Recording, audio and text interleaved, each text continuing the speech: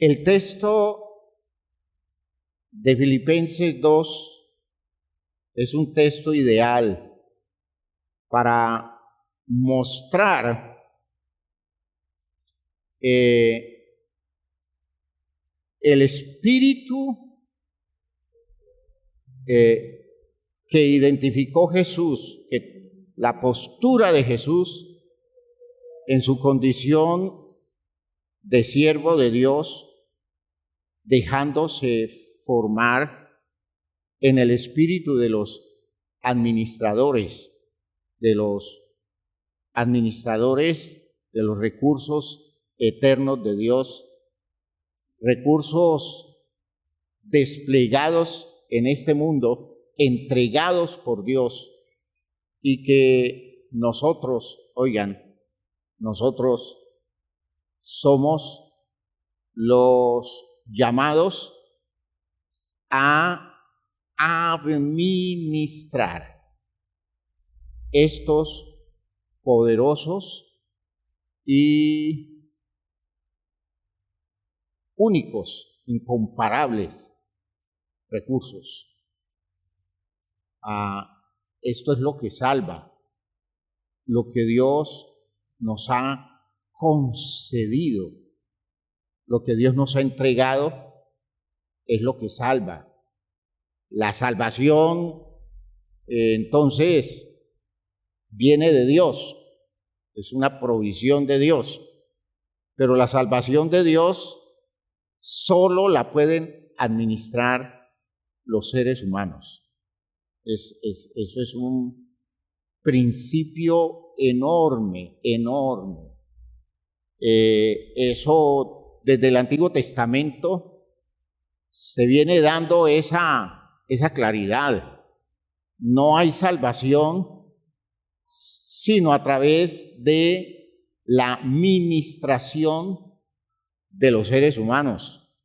Al final, con los recursos de Dios, con los recursos de Dios, los hombres salvan a los hombres. Con los recursos de Dios, los seres humanos salvan a los seres humanos y no hay otra forma. No hay otra forma.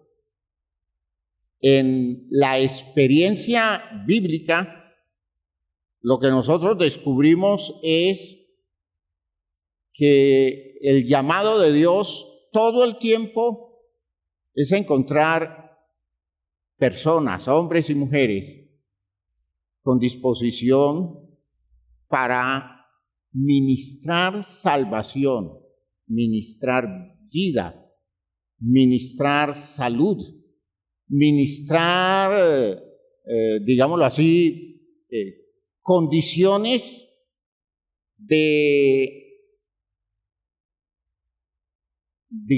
provisiones de cosas, muchas de ellas que se encuentran en este mundo, pero que manejadas con los criterios del hombre lejos de Dios, no salvan, porque el hombre maneja equivocadamente todo eso.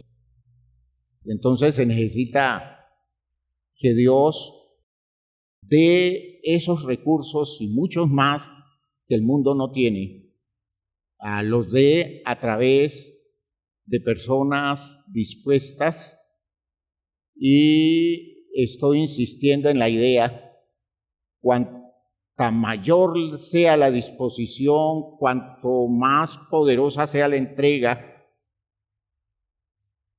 cuanto más apertura genere ese ser humano, cuanto mejor medida le dé a la formación, a la crianza, a la educación que Dios le da, más es lo que provee, más es lo que recibe de Dios para provisionar al mundo, provisionar a la gente de posibilidades de salvación.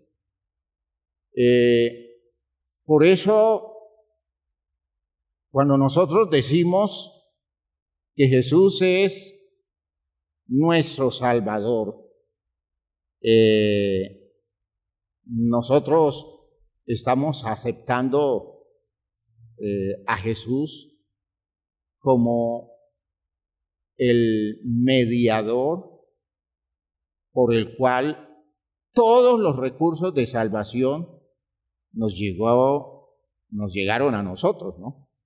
Jesús es el mediador de esos recursos, de esa provisión de salvación, de esa salvación. ¿Ya? Por eso en la primera carta a los Corintios, en el capítulo 8,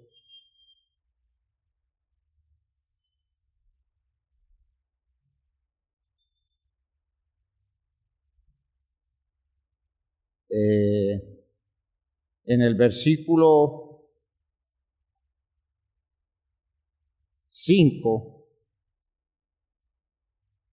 voy a leer desde el versículo 4 para orientar bien la idea. Dice Pablo, primero a los Corintios 8:4, acerca pues de las viandas que se sacrifican a los ídolos, es decir, animales o sacrificios de criaturas que se entregan a los ídolos, sabemos que un ídolo nada es en el mundo y que no hay más que un Dios. Fíjense ustedes que en el principio de la idolatría, hermanos, tenerle miedo o tenerle respeto a un ídolo es una cosa sin sentido, ¿ya? Pensar que un ídolo es la expresión del diablo. El ídolo nunca será la expresión de un poder, porque no tiene poder, ¿ya? Y la idea es que todos los ídolos nada son. Un ídolo nada es en el mundo, sabemos, eso es una cosa compartida por los creyentes, sabemos que un ídolo nada es en el mundo, y otra cosa que pues, tenemos muy clara es que no hay más que un Dios, solo hay un Dios. Gloria a Dios. ¿Me están oyendo bien? Cosas que sabemos.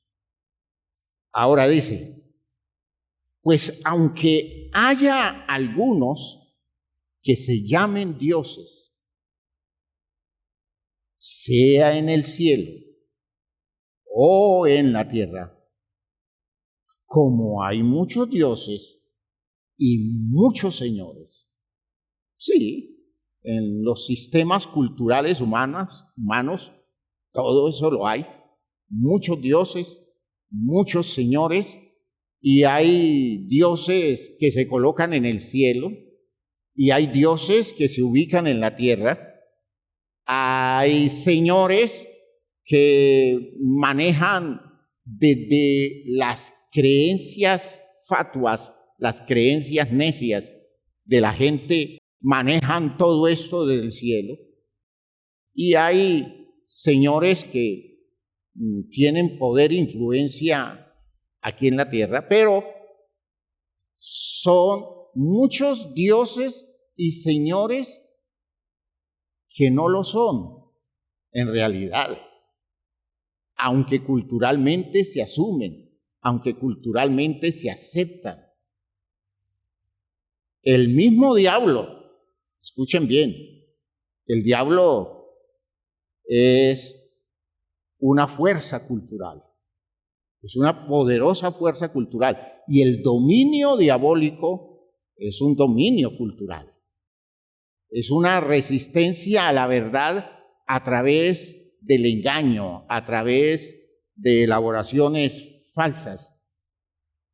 Y lo que Dios detesta en todas esas cosas es el poder de la mentira y que la gente termine creyendo todas esas mentiras y que la gente termine bajo el poder de todas esas mentiras reduciendo a las personas a posturas de esclavitud sin que en lo mínimo puedan disfrutar lo que Dios ha dispuesto para ellos.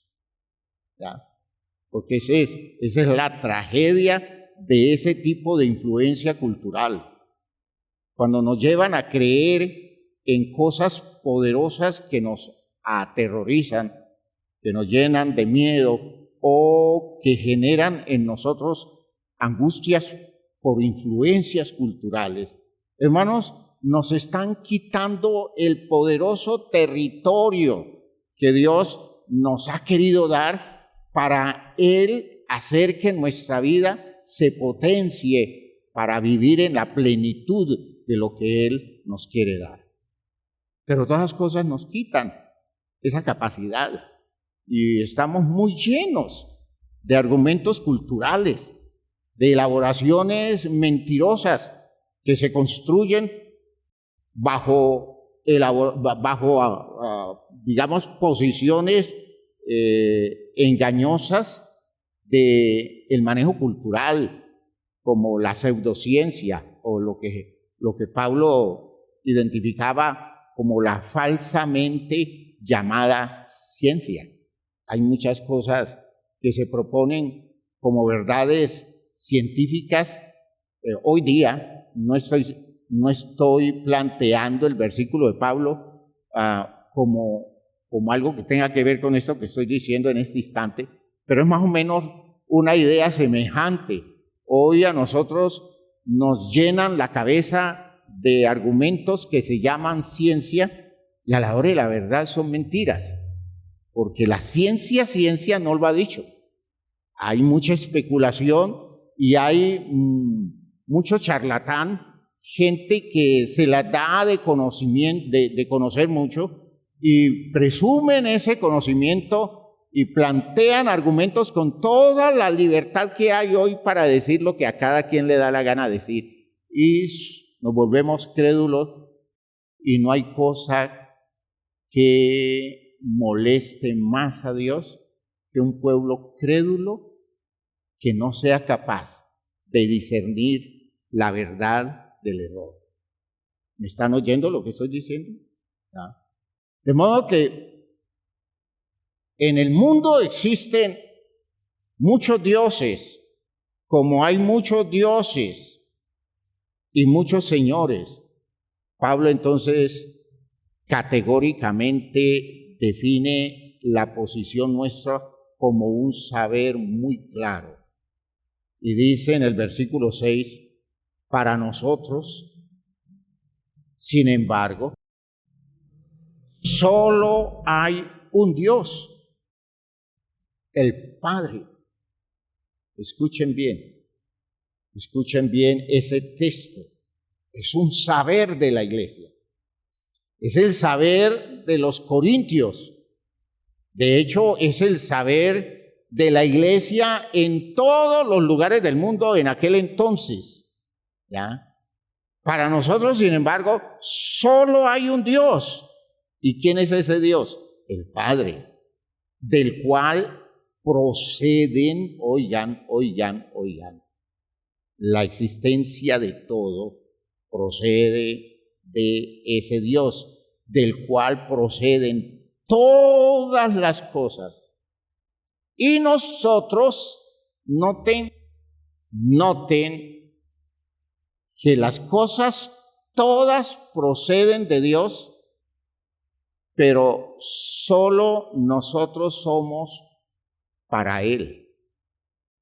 Es decir, de todo lo que Dios ha creado, solo tiene el poder de regresar a Dios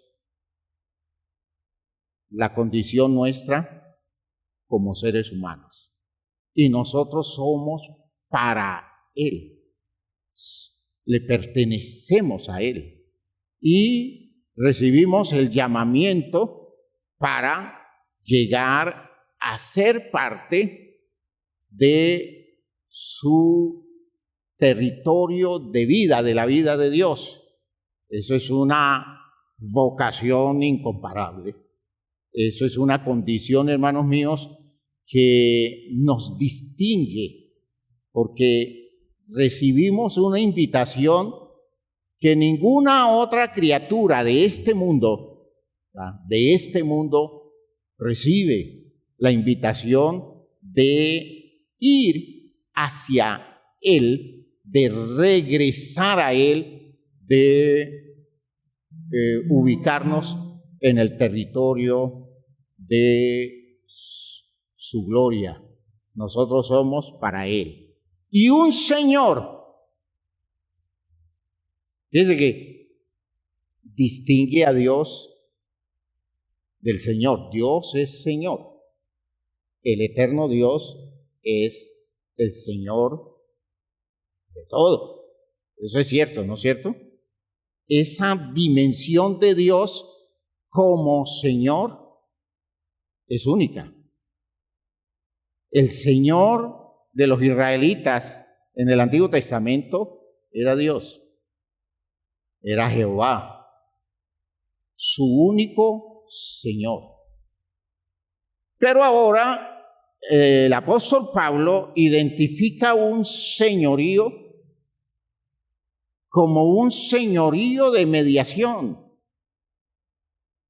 una nueva dimensión de señorío por debajo del señorío de Dios.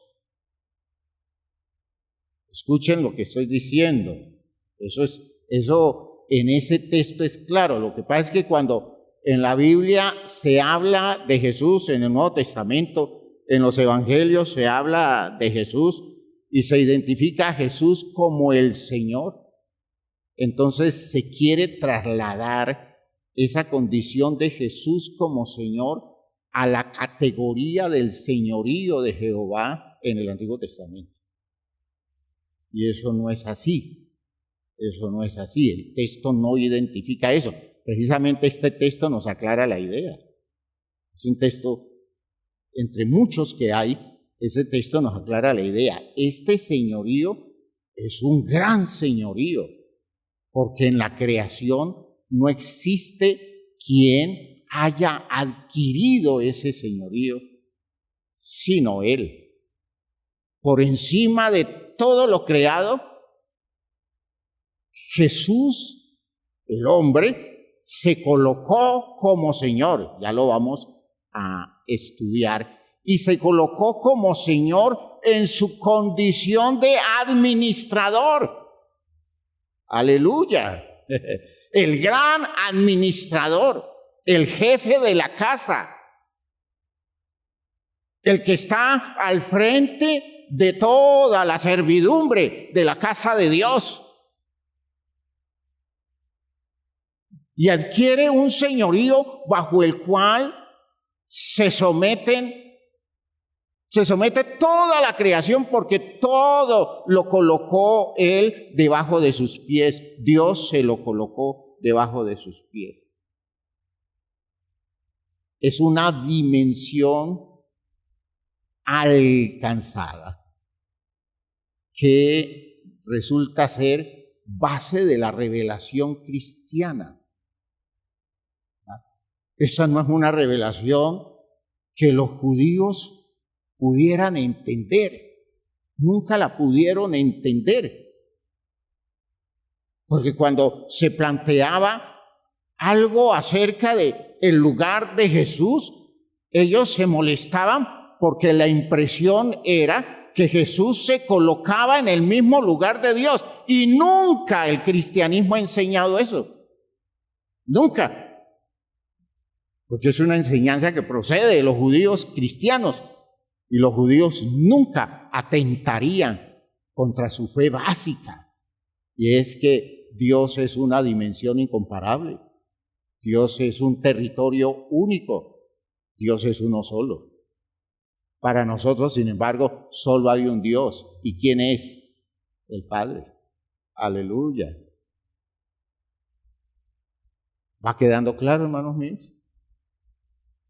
Pero nosotros también ya reconocemos a un Señor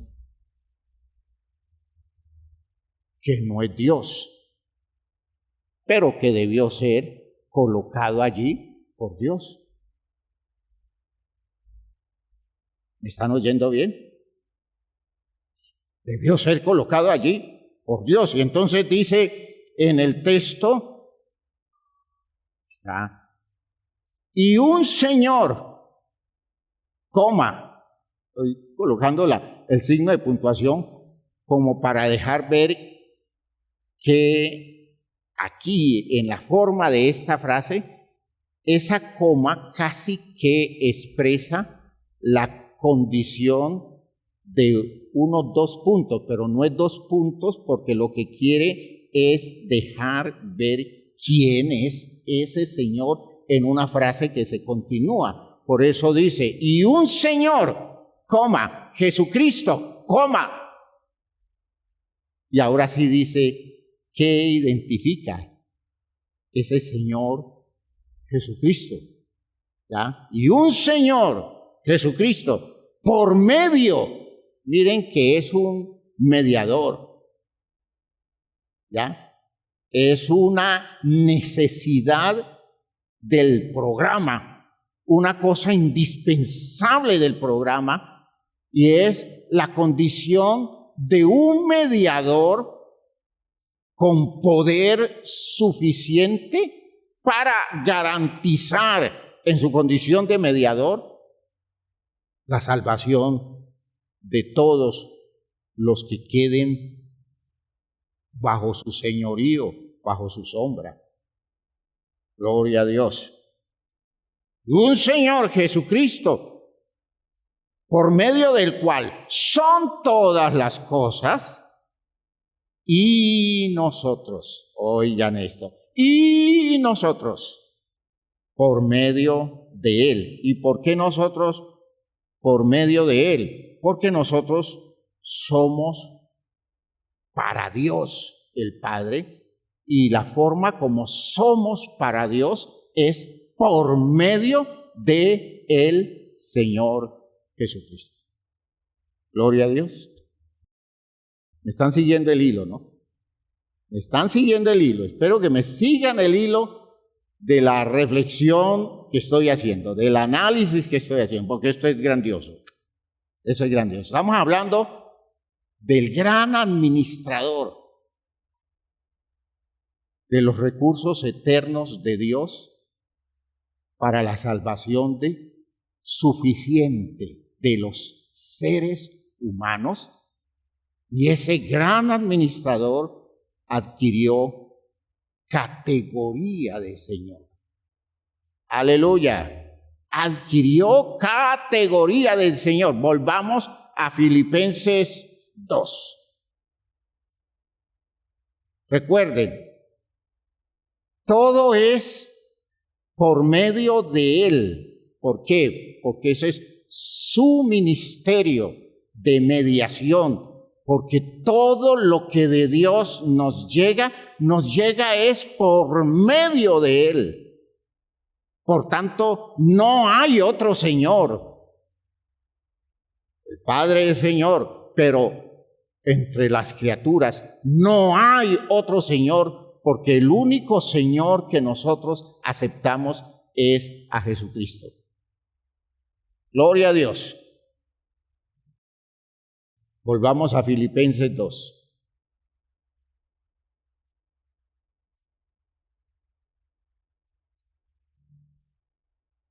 Recuerden que hemos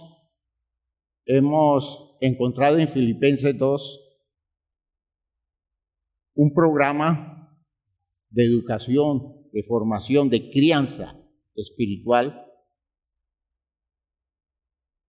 de parte de Dios para su siervo, para su administrador, que lo llevó a una renuncia continua, creciente.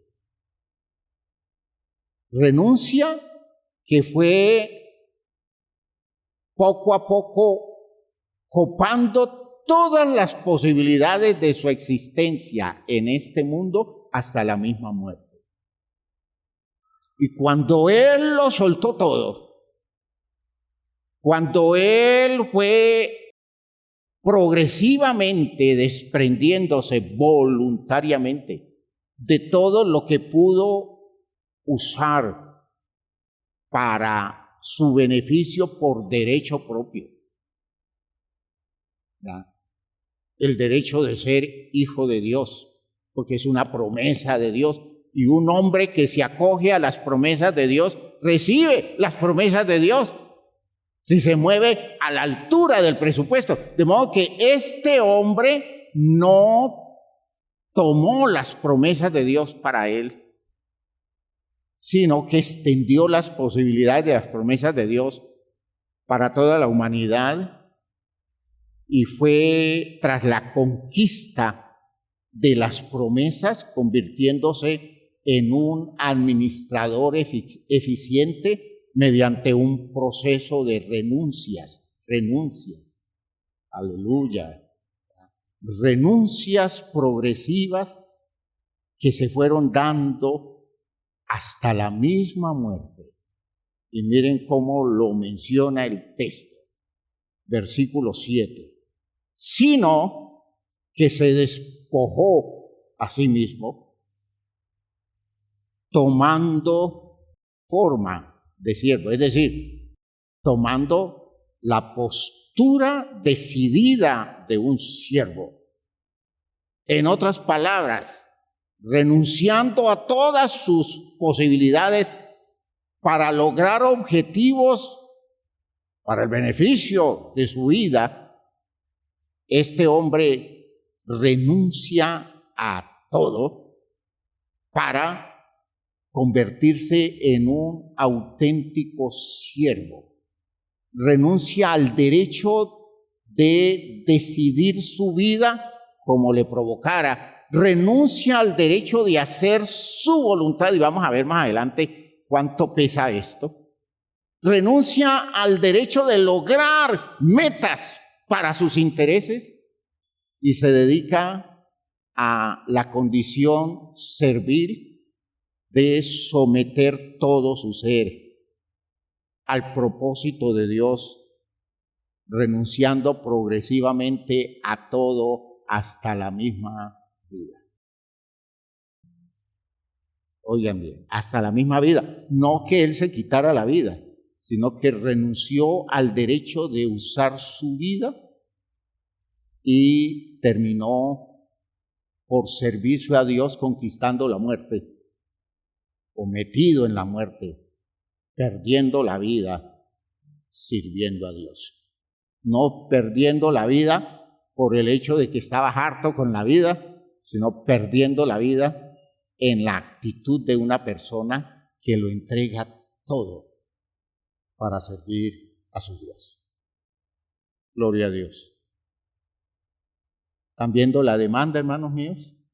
Si alguien se aferra a algo en ese proceso de la formación del administrador, eso que se aferra, a eso que se aferra, le impide ganarse la confianza de Dios para recibir recursos de administración, porque no es garantía en el propósito de Dios la condición de un hombre que se reserva algo para sí.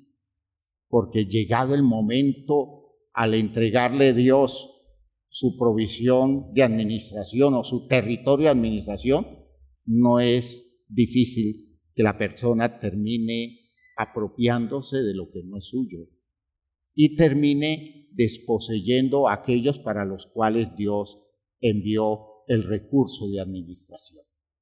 ¿Ven ustedes? Ese es el gran problema, que ser un administrador de Dios demanda una renuncia progresiva.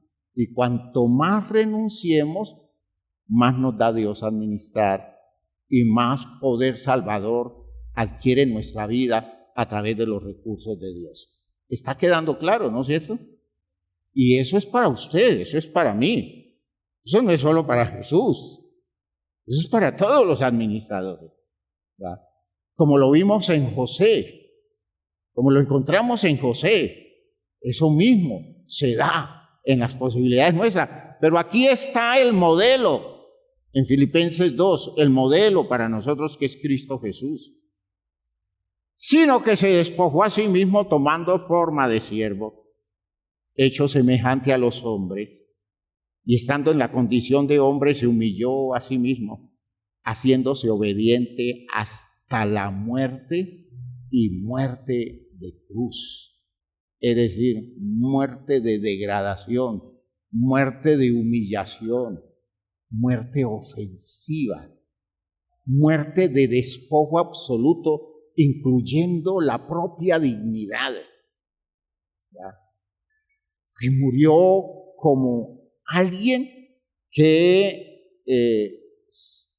se convirtió en un criminal reconocido por su religión y criminal reconocido por el poder del imperio dominante de aquel entonces. Y vean ustedes que fue una pérdida absoluta. ¿Con qué quedó Jesús? Ni siquiera con un buen nombre.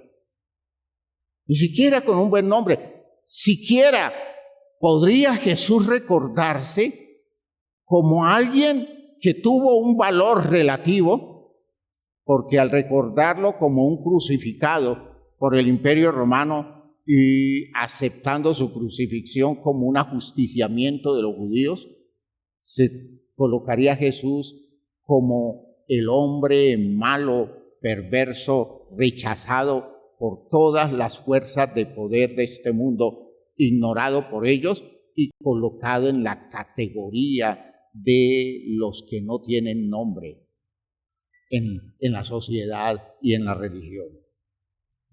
¿Van entendiendo ustedes, hermanos? Y esa fue una renuncia extrema de Jesús. O sea, a nosotros nos tocan un poquito nuestro nombre, nuestro prestigio, nuestra dignidad.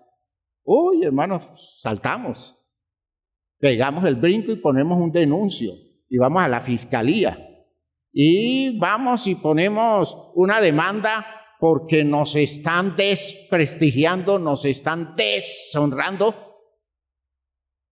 Y ni siquiera es la defensa a unos principios, sino la defensa a nuestro amor propio, la defensa a nuestro orgullo. ¿Ya? Cuántas posturas nuestras, porque nos sentimos ofendidos por el trato que nuestro hermano en la iglesia nos da,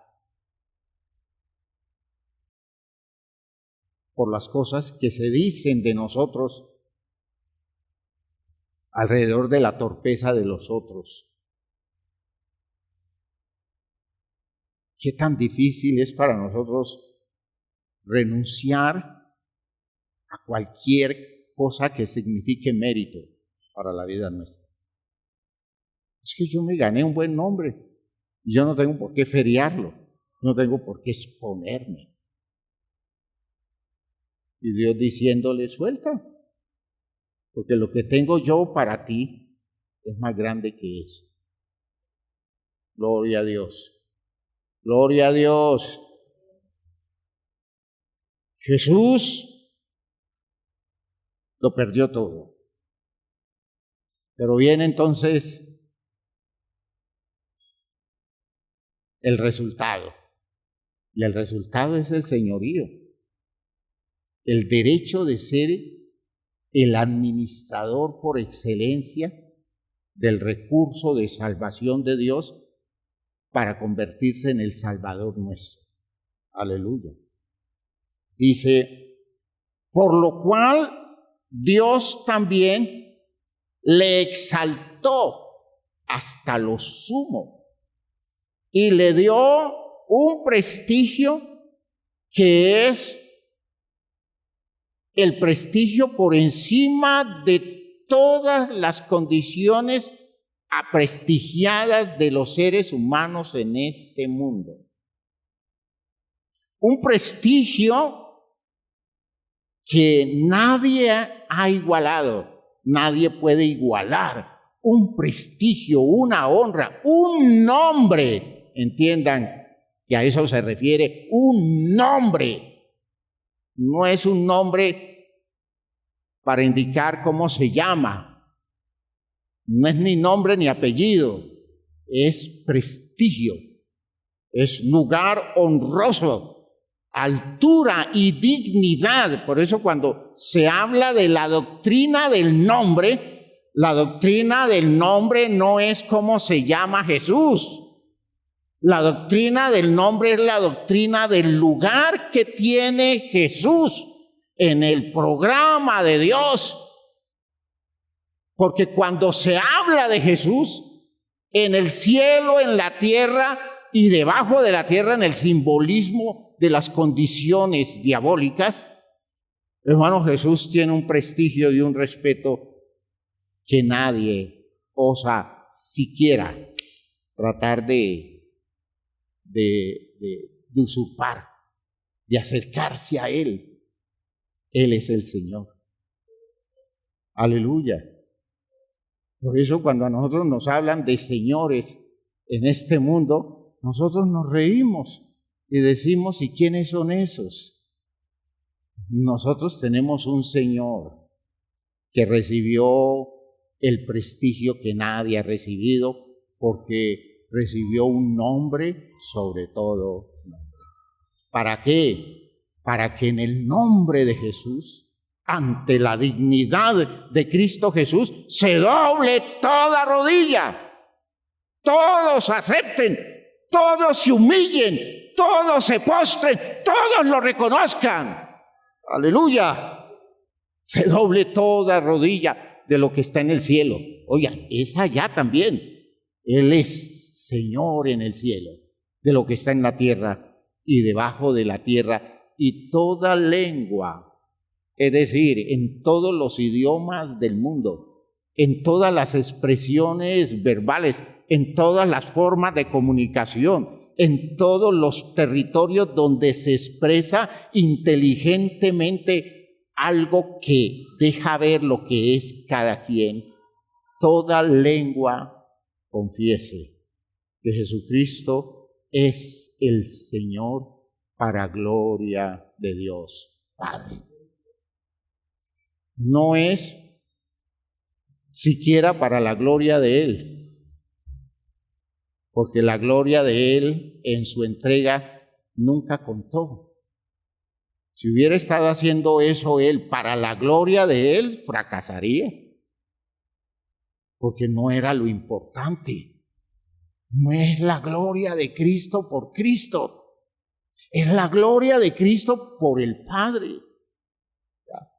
¿Por qué? Porque todo a lo que conduce eso es al reconocimiento de la soberanía absoluta de nuestro Dios, porque bajo los pies de Cristo queda toda una creación y Cristo entrega toda esa creación a aquel a quien le sometió a Él todas las cosas.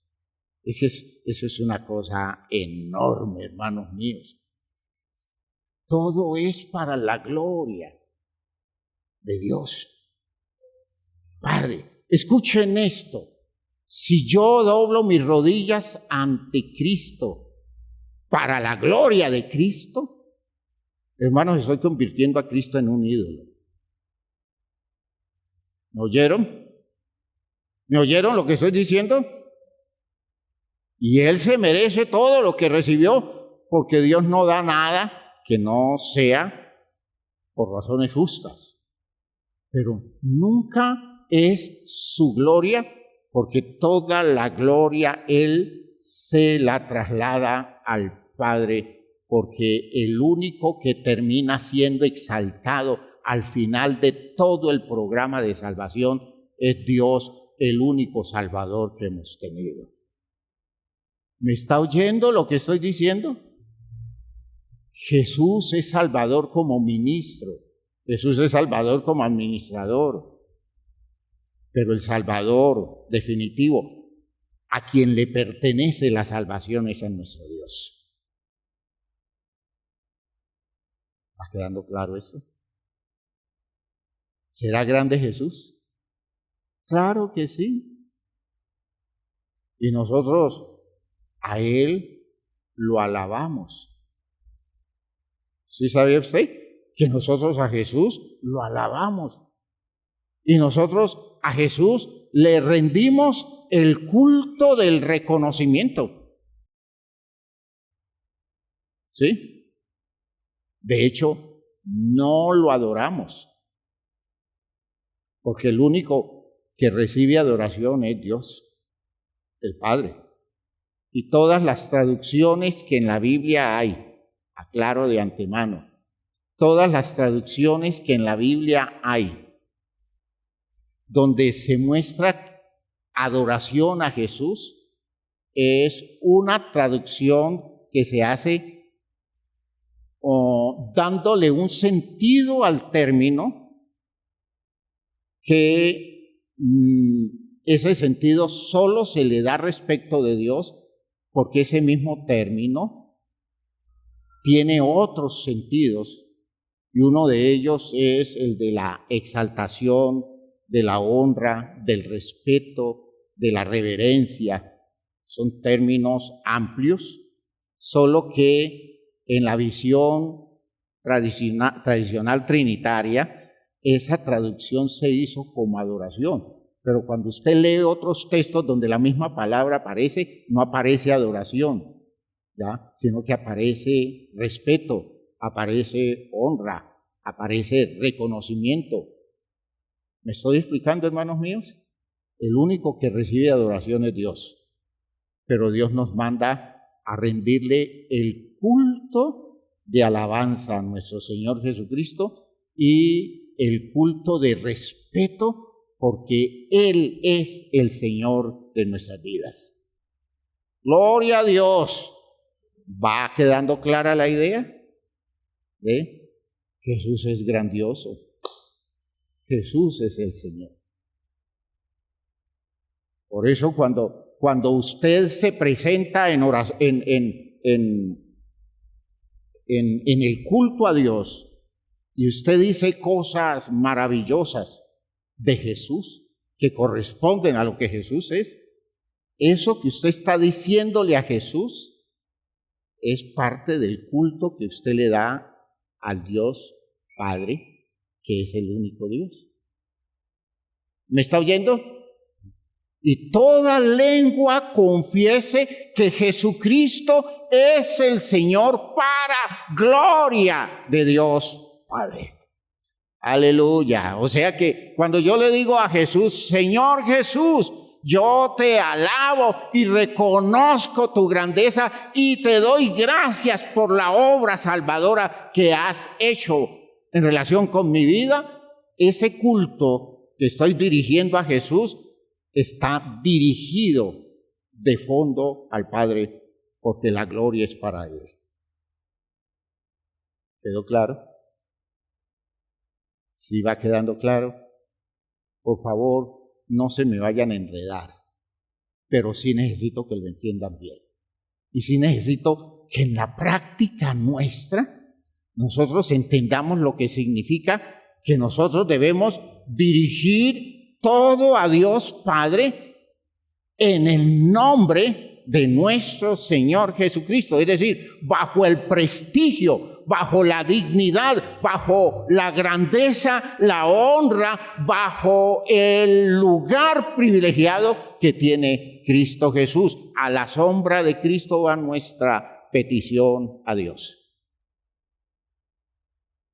Todo lo hacemos por medio de nuestro Señor Jesucristo, por medio de nuestro Señor Jesucristo. Va entendiendo las palabras, ¿no? Por medio de nuestro Señor. ¿Quién? Jesucristo.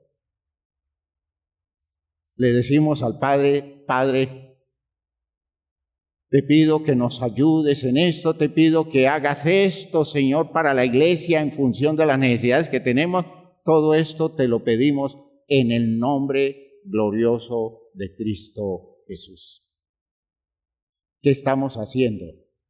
Dándole a Jesús el lugar de mediador, proveedor de los recursos de Dios. Todos esos maravillosos recursos por los cuales nosotros podemos movernos en nuestro proceso hacia Dios, los hemos recibido por medio de nuestro Señor Jesucristo. Que Dios nos ayude, hermanos míos. ¿Ya? Que Dios nos ayude. Pero ¿sabe lo que le costó a ese tipo llegar allí? Estoy hablando de Jesús. ¿Sabes por qué Él es el Señor? ¿Ya? Por lo cual Dios, ¿por qué ese por lo cual? Porque se despojó a sí mismo, se humilló hasta la muerte y muerte de cruz, por lo cual Dios lo exaltó hasta lo sumo y le dio un nombre que es sobre todo nombre, para que en el nombre de Jesús se doble toda rodilla de lo que hay en el cielo, en la tierra, debajo de la tierra, y toda lengua confiese que Jesucristo, ¿qué? Es el Señor. ¿Qué le costaría a Jesús llegar a ser Señor? Todo. Todo. Lo entregó todo. Lo sacrificó todo. Se despojó de todo. No se quedó con nada. Y cuando lo entregó todo, Dios dijo: este es el hombre confiable. En este puedo colocar todo lo que quiero dar y estoy seguro de que lo va a manejar bien, porque Él ya no tiene nada para sí, pues todo me lo entregó a mí. Qué cosa tan bella, ¿no es cierto? Qué cosa tan significativa. ¿Cuánto de eso puede decir Dios respecto de usted y respecto de mí? Cuando Dios diga, bueno, a Él démosle esto, porque yo sé que si le damos esto, Él va a ser fiel, porque ese territorio Él ya me lo entregó a mí. Esto otro no, todavía no, porque Él se lo ha reservado, y todo lo que caiga allí se pierde. Todo lo que caiga allí se pierde. Por eso, cuando en el ministerio hay actitudes egolátricas, todos los procesos egolátricos se tragan todo. Lo que hay para los demás queda totalmente absorbido por la actitud de aquel que no puede impedir querer tomarlo todo para sí. Nosotros terminamos convertidos en hoyos negros, agujeros negros de lo que muestra a los astrónomos, los agujeros negros, que todo lo que pasa por allí lo absorbe hasta la luz, y por eso los agujeros son oscuros, porque ni la luz escapa de su dominio, de su absorción, del control. Cosa que no entregamos a Dios no le sirve a nadie. Lo que no entregamos a Dios termina tomando posesión de lo que no le pertenece y dejamos sin provisión a aquellos a quien Dios quiso enriquecer a través de nuestra vida. Cristo Jesús lo soltó todo y por eso es el Señor. Pónganse de pie, por favor.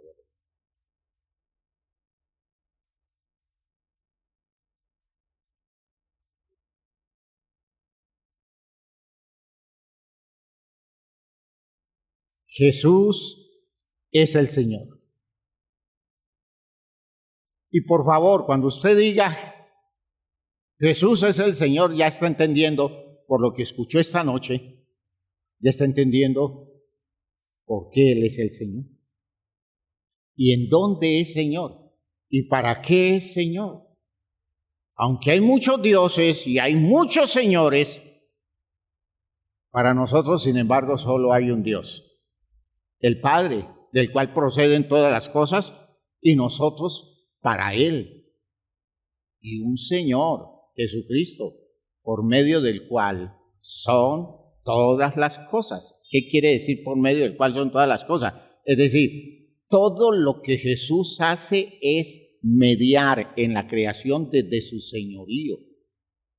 Desde su señorío. Porque hay un solo Dios y un solo mediador entre Dios y los hombres. ¿Quién es? Jesucristo, hombre. Aleluya.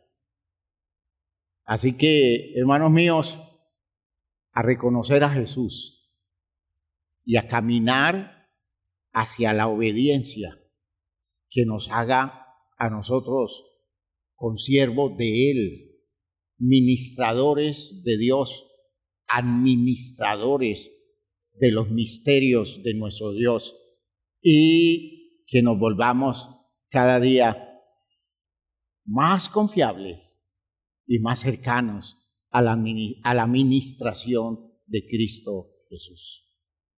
Qué bueno es que cada uno de nosotros vaya creciendo y Cristo vaya dejando a manos llenas riquezas de Dios que administra para la salvación de este mundo, dejando en las manos nuestras la provisión de Dios, porque nos hacemos aptos para aportarle al mundo la salvación de Dios a través de Cristo y a través de nosotros como iglesia en este tiempo.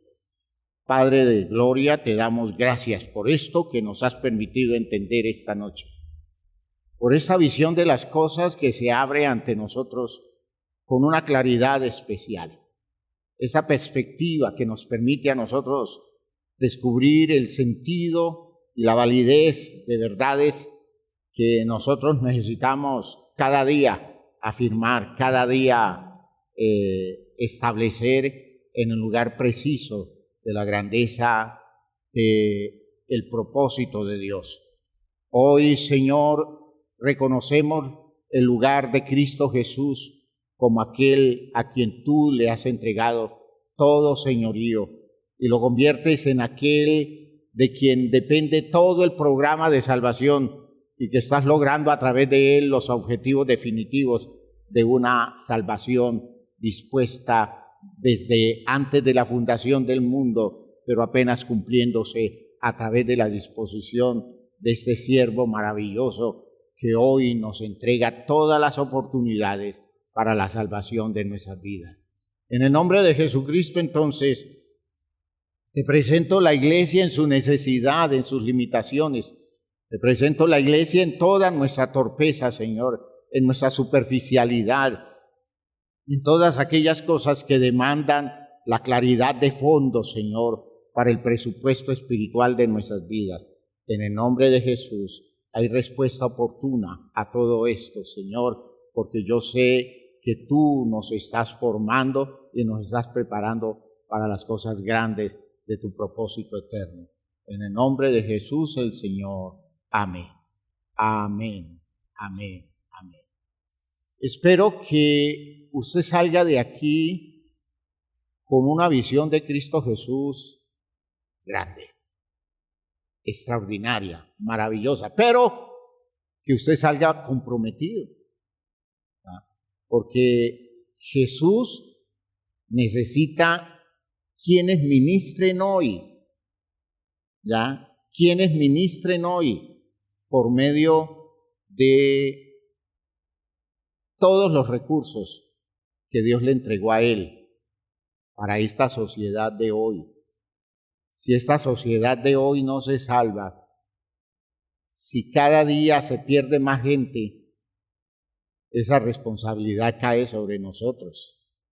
Esa responsabilidad no cae solo sobre el mundo perdido que termina condenado por sus propios hechos, sino sobre aquellos que debieron ser el vehículo de salvación de Dios para este mundo actual y se adormecieron y se quedaron cómodos y evadieron la responsabilidad y nunca se acercaron en lo mínimo a recibir la abundante provisión de Cristo para ministrar una sociedad, unas familias, solo la familia, comenzando desde la casa, para ministrar unas familias tan perdidas, tan desubicadas, con recursos poderosos como son los recursos eternos de Dios. En sus manos está su responsabilidad, la responsabilidad es suya. Hermanos, que Dios no nos vaya a juzgar por negligentes, que Dios nos vea como personas que nos estamos disponiendo cada día más. Dios les bendiga a todos. Salúdense unos a otros.